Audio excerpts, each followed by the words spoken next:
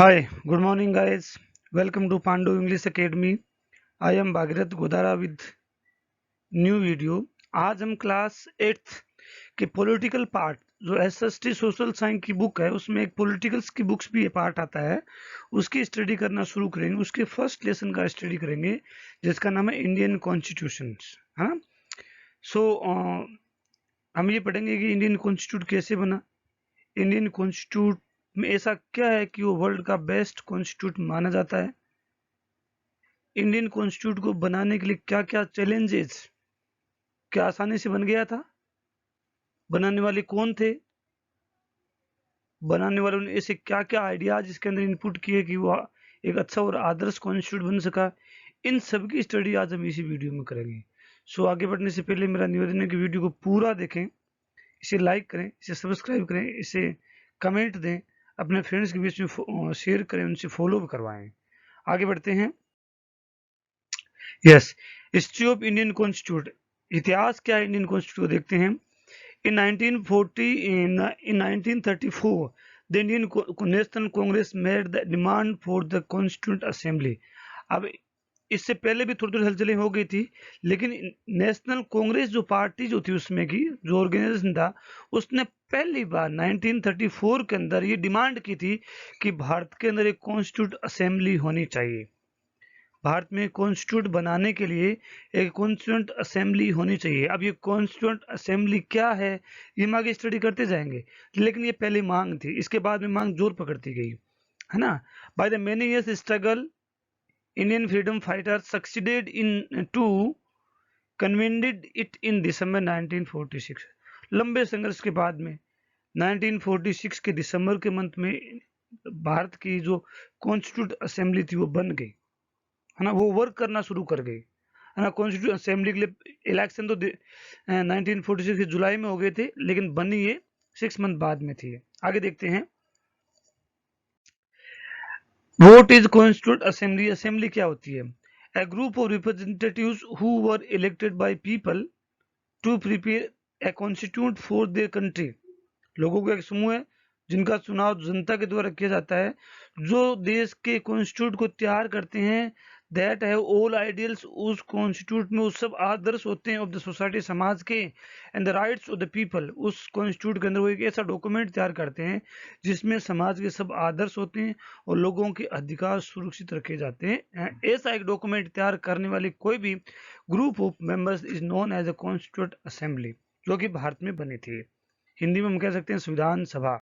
Okay, आगे हम देखते हैं कॉन्स्टिट्यूट असेंबली में क्या था। कॉन्स्टिट्यूट असेंबली जो थी इन जुलाई 1946 में इलेक्शन हो गए थे, ध्यान से पढ़ें, यहाँ आप कंफ्यूज नहीं हो, मैंने वहां पे दिसंबर 1946 लिखा था या 19 जुलाई लिख रहा हूँ। जुलाई में इनके इलेक्शन हुए थे, जुलाई में इनके इलेक्शन हुए थे, और इलेक्शन होने के 6 मंथ के बाद में इनका इस कॉन्स्टिट्यूट असेंबली का फॉर्मेशन हुआ था। कॉन्स्टिट्यूट असेंबली ने अपना काम करना शुरू किया था। The constituent assembly was formed between December 1946 and to November 1949. The Constituent Assembly drafted the Constitution for Independent India. उन्होंने जो कॉन्स्टिट्यूट बनाया था वो इंडिपेंडेंट इंडिया के लिए बनाया था, है ना, मतलब स्वतंत्र होने के बाद की स्थिति का को देखते हुए उन्होंने बनाया था। इसमें उनके 2 year 11 month 18 days लगे थे, है ना।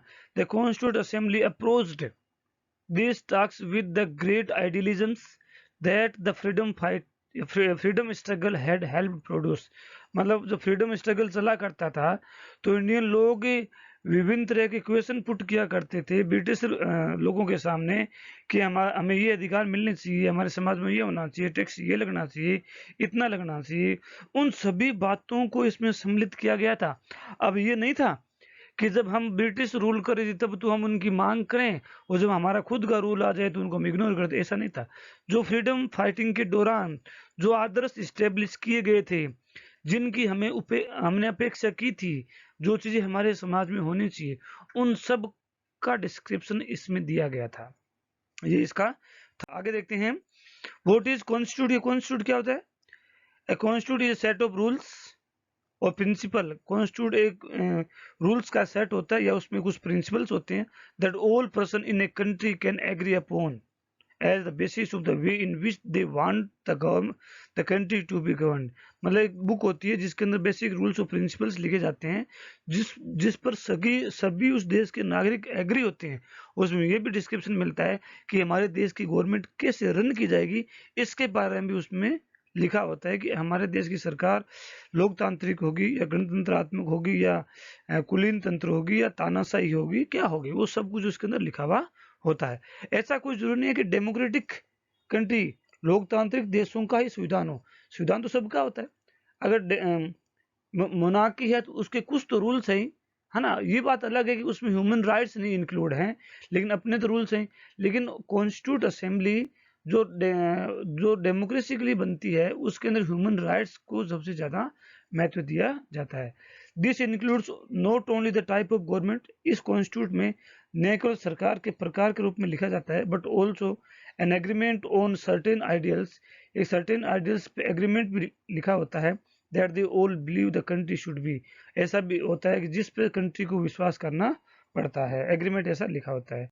आगे हम और पढ़ते हैं चैलेंजेस फॉर इंडियन कॉन्स्टिट्यूट। अब क्या इंडियन कॉन्स्टिट्यूट इतना आसानी से बन गया था कि कॉन्स्टिट्यूट असेंबली तो बना दी और उन्होंने कॉन्स्टिट्यूट बना दिया? क्या उन्होंने कोई परेशानी फेस नहीं की थी? उनको हम पढ़ते हैं। बड़ी परेशानी आई थी, सबसे ज्यादा परेशानी आई थी कि वास्ट डाइवर्सिटी, क्योंकि जो ब्रिटिश जो कंपनी यहाँ रूल किया करती थी उसने लोगों को धर्म जाति भाषा के आधार पर लड़ा रखा था, लोगों के बीच में दुश्मनी पैदा कर रखी थी। तो अब स्वतंत्रता के बाद में उन सब लोगों को एक करना, है ना। डाइवर्सिटी जो थी, जो लैंग्वेज के आधार पर थी, तो डिफरेंट लैंग्वेज थी, रिलीजन था, कास्ट थी, सोशल स्ट्रक्चर था, है ना, डिस्टिंक्ट कल्चर अलग थी, इन सब के बीच में जो डाइवर्सिटी थी, अब उन सभी डाइवर्सिटी को देख करके रूल बनाने थे। सभी धर्मों के, सभी भाषाओं के, सभी जातियों के जो बेसिक सिद्धांत थे, है ना, जो कल्चर थे, उन सबको मेंटेन करते हुए एक ऐसा कानून बनाना था कि किसी को भी ऐसा नहीं लगे कि हम इस देश में हमारी अपेक्षा की गई है, हमें इग्नोर किया गया, ऐसा किसी को नहीं हो, ऐसा किया गया था। आगे हम देखते हैं पार्टीशन वो जो गोइंग ऑन, उसी समय जब कॉन्स्टिट्यूट बन रहा था उसमें देश का विभाजन हो रहा था। मतलब कॉन्स्टिट्यूट असेंबली इस बात के बारे में कंफर्म नहीं थी, है ना, कि हम जो रूल बना रहे हैं वो पूरी इंडिया पे लगेगा या पाकिस्तान अलग होगा या क्या होगा, इसके ऐसा कुछ भी नजर नहीं आ रहा था। इसके बारे में वो कंफर्म नहीं थे कि होना क्या है, अनडिसाइडेड थे। Princely states were undecided. इसके अलावा ब्रिटिश जो गवर्नमेंट थी उसने एक छूट दे रखी थी कि जो चाहे वो इस कॉन्स्टिट्यूट असेंबली में सम्मिलित हो सकता है, जो नहीं चाहे वो एक स्वतंत्र देश बना सकते हैं। जो जिसमें राजशाही थी, ब्रिटिश रूल में कुछ स्टेट ऐसे थे जिसमें किंग्स का रूल था ना, जहाँ राजा रहा करते थे, अब वो तो चाह रहे थे हम स्वतंत्र बने, है ना। तो वो भी अनडिसाइडेड थी कि हम भारत में सम्मिलित हों या अपना खुद का स्टेट बनाए, क्या करें। द सोशल इकोनॉमिक कंडीशन, सामाजिक आर्थिक जो स्थिति थी लोगों की, वो बहुत गरीब थी ऑफ द कंट्री, ये भी बेकार थी। इलिटरेसी थी, अशिक्षा भी ज्यादा थी, और सोशल कस्टम्स भी बहुत ज्यादा थे। तो ये चैलेंजेस थे जो कॉन्स्टिट्यूट बनाने के लिए, लेकिन फिर भी इन सभी चैलेंजेस को ध्यान में रखते हुए एक अच्छा कॉन्स्टिट्यूट तैयार किया गया। आगे हम पढ़ते हैं the constituent assembly guideline that govern the making with these societies. ऐसी गाइडलाइंस दी गई दैट गवर्न, जिसमें कहा गया कि जो भी गवर्नमेंट होगी वो इन गाइडलाइंस को फॉलो करेगी डिसीजन मेकिंग में। डिसीजन मेकिंग की गाइडलाइन दी, डिसीजन कैसे लिए जाएंगे। Safe guard against the chance of miss use of power. अब जो राजा बन गया या जो प्रधानमंत्री बन जाएगा वो पावर का मिस यूज भी तो कर सकता था, उसके अगेंस्ट में भी कुछ रूल्स दिए गए कि वो उसके अगेंस्ट में ये रूल्स होंगे, वो इस तरह से नहीं कर पाएगा। प्रिजर्व आर फंडामेंटल राइट्स, लोगों के फंडामेंटल राइट्स को सुरक्षित रखा गया। हाँ, आगे और देखते हैं the constituent assembly right to equality का प्रावधान किया गया। Ensure minority that their rights will be protected. Minority जो कम्युनिटी थी उसको ये आश्वासन दिया गया कि उनके जो अधिकार है उनको सुरक्षित रखा जाएगा, वो सुरक्षित रहेंगे। Prevent tyranny and domination of by the majority of the minority. जो मेजोरिटी जो थी वो डोमिनेशन कर सकती है, अपना अधिकार जमा सकती है, माइनॉरिटी लोगों का शोषण कर सकती हैं। इसके लिए भी मेजोरिटी के अगेंस्ट में कुछ रूल्स बनाए गए थे। Guarantee the rights of citizens and protect their freedoms, और सिटीजन्स के राइट और उनके फ्रीडम को प्रोटेक्ट करने की गारंटी भी दी गई। इस तरह से रूल्स बने। आई थिंक ये सब चीज़ें आपको समझ में आई होगी। यदि वीडियो अच्छा लगा हो तो लाइक करें, सब्सक्राइब करें, शेयर करें, कमेंट करें, अपने फ्रेंड्स के बीच में शेयर भी करें, उनसे फॉलो भी करवाएं। मेरे चैनल पर क्लास 6 से लेकर के 12 तक इंग्लिश और एसएसटी के सभी वीडियोस और सभी लेसन्स, ग्रामर, कंपोजिशन के वीडियोस आपको मिलेंगे, बहुत ही सिस्टमेटिक मैनर के साथ में मिलेंगे। Thanks for watching, have a nice day.